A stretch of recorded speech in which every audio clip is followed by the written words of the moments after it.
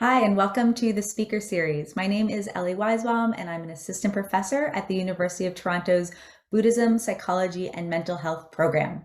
What you're about to watch is an excerpt from my course, Buddhist Perspectives on Current Social Issues, where we invited a series of international guest lecturers to share their perspective on how mindfulness and compassion can inform our approaches to current social issues, both at an individual and systemic level.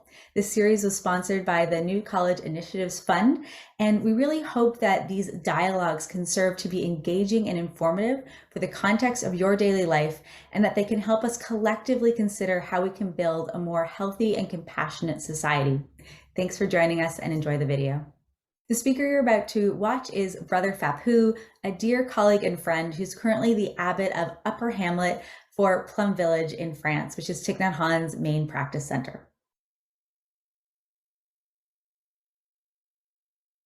So mindfulness, when you see that there is suffering around you, you have to ask yourself, what can I do to contribute to relieve suffering?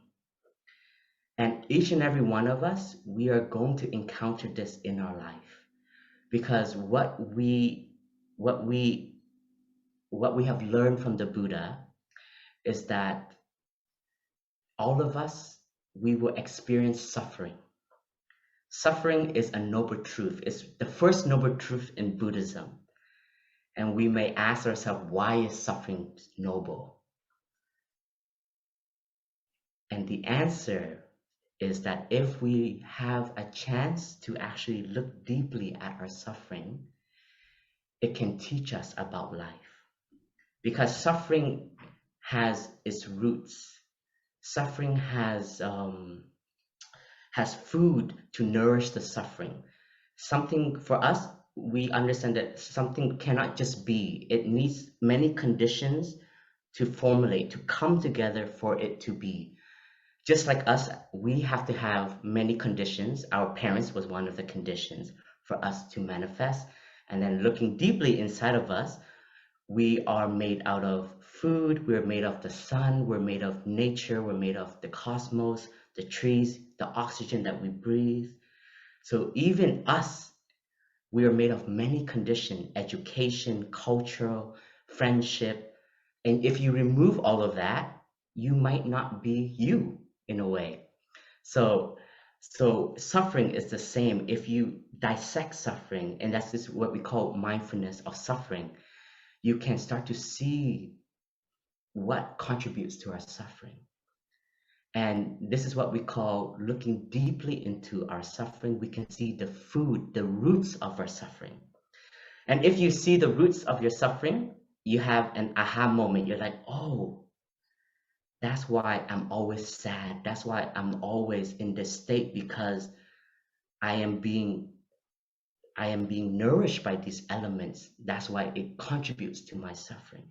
And then we call this the cessation of suffering, because we know this is what we need to stop, what we need to stop doing.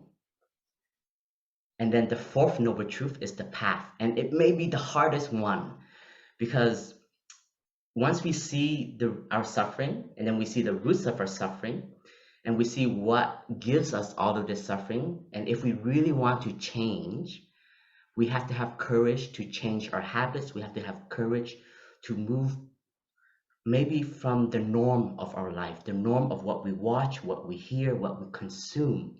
And this is what we call the path out of suffering.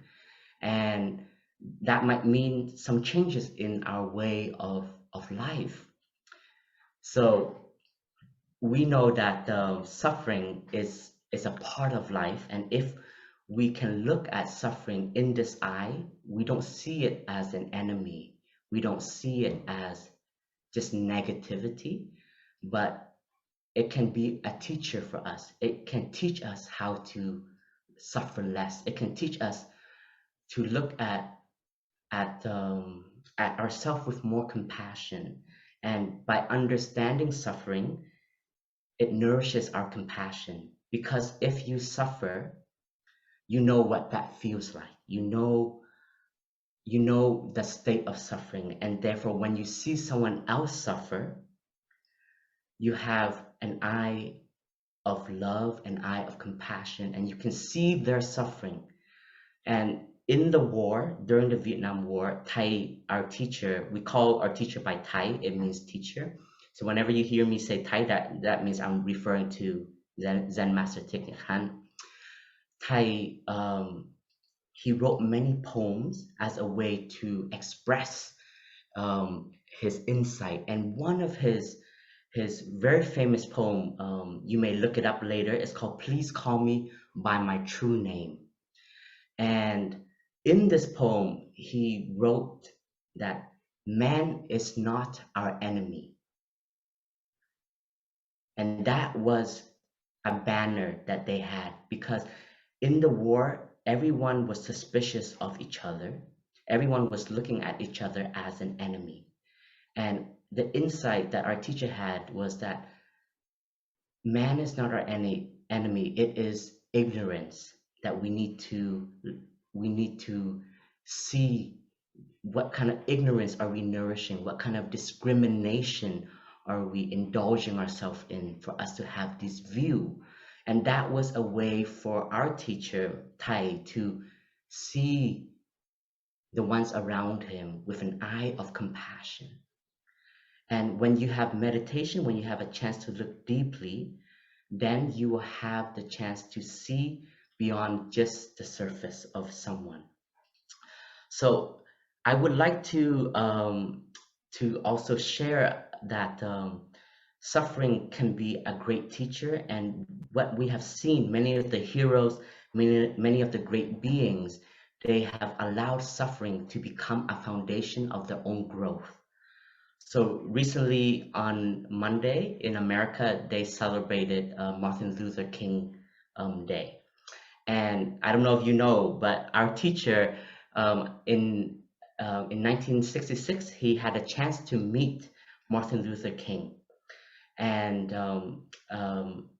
it was our teacher's belief that if he can persuade Dr. King to help bring another voice to help stop the war, it can have a very big impact.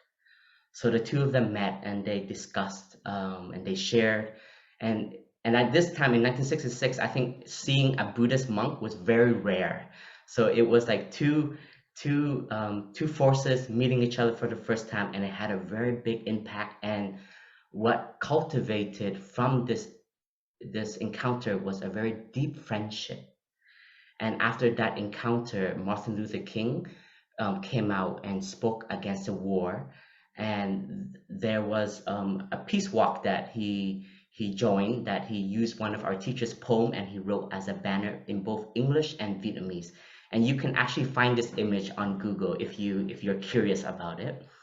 But the two of them, when they met, they both also spoke, and they believed that in humanity there is something, even though there's so much destruction and there's so much violence and there's so much hatred and racism and discrimination, but we cannot let that blind us.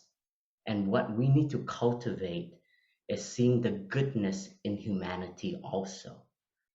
Thanks for watching the video. We hope you found it engaging and informative. If you'd like to know more about programming in the Buddhism, Psychology, and Mental Health program, or other public series and events that we have coming up, please check out in the description a link to our website and also more about the speaker in this video. Thanks for joining us.